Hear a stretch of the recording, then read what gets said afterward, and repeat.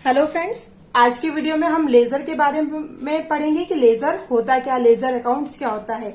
तो सबसे पहले introductions. In the process of accounting all the business transactions are recorded in geographical order in journal. This business transactions are recorded in proper books of accounts. The books of accounts can be groups of follow. सबसे पहले हम ये बता दें कि laser में जितनी भी एंट्रियां होती हैं, रिकॉर्ड्स होती हैं, वो पर्टिकुलर हर ग्रुप में अलग अलग बनाई जाती है। पहले की वीडियो में मैंने जनरल एंट्री के बारे में बताया था। जनरल एंट्री में क्या होता है, सिर्फ एंट्रियां कर ली जाती हैं, यानी कि जो भी रिकॉर्ड्स आते जा रहे हैं उन रिकॉर्ड्स को करते जा रहे हैं, उनकी एंट्री करते जा रहे हैं। पर्टिकुलर अलग अलग उनका फॉर्मेट या अकाउंट्स नहीं बनाया जाता है। लेकिन लेजर में क्या होता है, पर्टिकुलर हर ट्रांजेक्शन का हर एक अकाउंट्स बनाया जाता है। जैसे purchase account, sale account, purchase return account, cell return account, ऐसे पर्टिकुलर किसी पर्सन के नेम का अकाउंट, उसको हम क्या बोलते हैं, लेजर। मीनिंग क्या होगा, मीनिंग एंड डेफिनेशन हम देख लेते हैं। तो मीनिंग क्या होगा, ledger is the principal books of accounts. It is also called as book of final entry.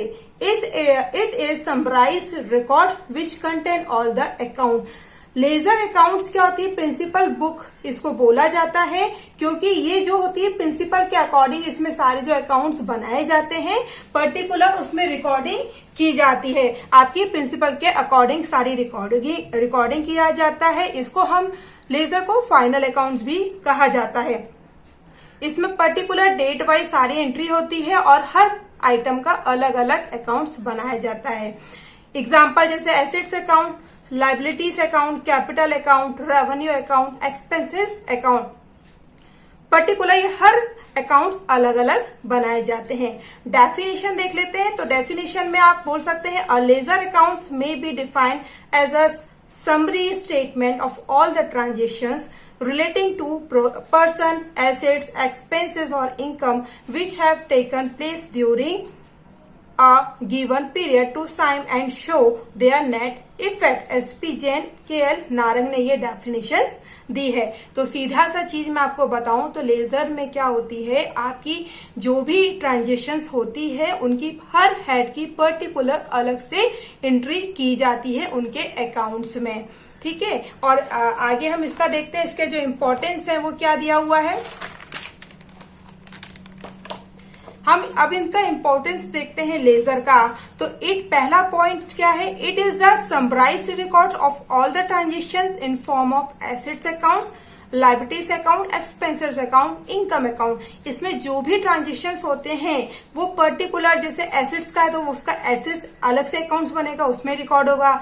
Liabilities account अलग बनेगा, उसमें लाइबिलिटीज से रिलेटेड सारे जो ट्रांजेक्शन है वो रिकॉर्ड होंगे। एक्सपेंसेस अकाउंट में एक्सपेंसेस के और इनकम से रिलेटेड सारे ट्रांजेक्शन रिकॉर्ड होंगे। दूसरा पॉइंट क्या इंपॉर्टेंस है, it is necessary for preparation of trial balance. हम लेजर के माध्यम से या लेजर की सहायता से ही ट्रायल बैलेंस बनाते हैं।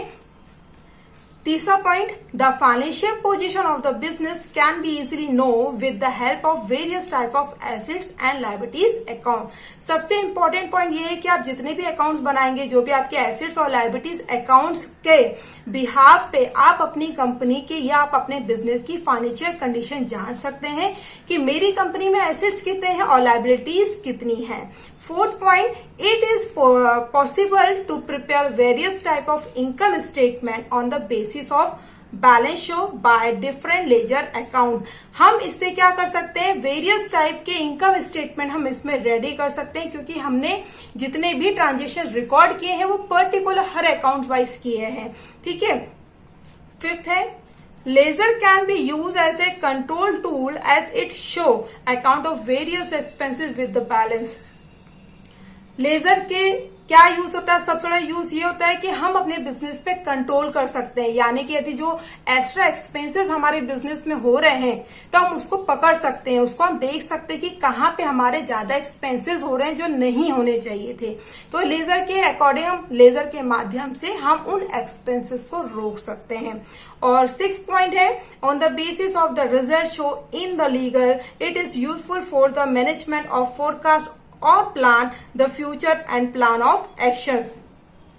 लेजर के रिजल्ट के बिहाफ पे यदि आप सारे एक्सपेंसेस आप कंट्रोल कर सकते हैं, आप अपना प्रॉफिट देख सकते हैं, फाइनेंशियल स्टेटमेंट देख सकते हैं, तो आप अपने बिजनेस के इन फ्यूचर के लिए प्लानिंग कर सकते हैं। मैनेजमेंट उसमें को बहुत फायदा हो जाएगा। इन सब चीजों से आप अपनी फ्यूचर प्लानिंग कोई भी ऑर्गेनाइजेशन कर सकता है। और इन सब चीजों के बुक्स रखने से सबसे ज्यादा फायदा ये होता है कि यदि इन फ्यूचर कुछ लॉ प्रॉब्लम्स होती है तो ये एक आपके जो सबूत के तौर पर आपके पास सारे रिकॉर्ड्स अवेलेबल रहेंगे। तो आपके लिए लेजर बनाना बहुत इंपॉर्टेंट होता है।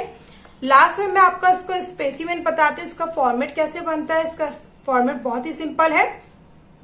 स्पेसिमेन ऑफ लेजर सबसे पहले जब भी एग्जाम में आएगा आपको यहाँ पे लिखना है in the books of. Question में जिसका भी कंपनी का नाम दिया जाएगा वो यहाँ पर आ जाएगा नेम ऑफ द अकाउंट्स में, इन द बुक्स ऑफ के आगे। जैसे मिस्टर राम ने बनाया है तो हम यहाँ लिखेंगे in the books of Ram. Name of the accounts क्या हो जाएगा, किसका नाम, किसका हम अकाउंट्स बना रहे हैं, परचेस अकाउंट बना रहे हैं कि परचेस रिटर्न बुक बना रहे हैं, सेल रिटर्न अकाउंट बना रहे हैं, वेटेवर हम जो भी अकाउंट्स बनाएंगे वो यहाँ पे हम लिख देंगे नेम ऑफ द अकाउंट्स की जगह। फॉर्मेट में क्या होता है, ये दो पार्टीशंस में होता है। फर्स्ट पार्टीशन डेबिट साइड और सेकंड वन क्रेडिट साइड। ठीक है, पहले में हम क्या बनाएंगे, date particular JF number amount rupees में, date particular JF amount rupees में।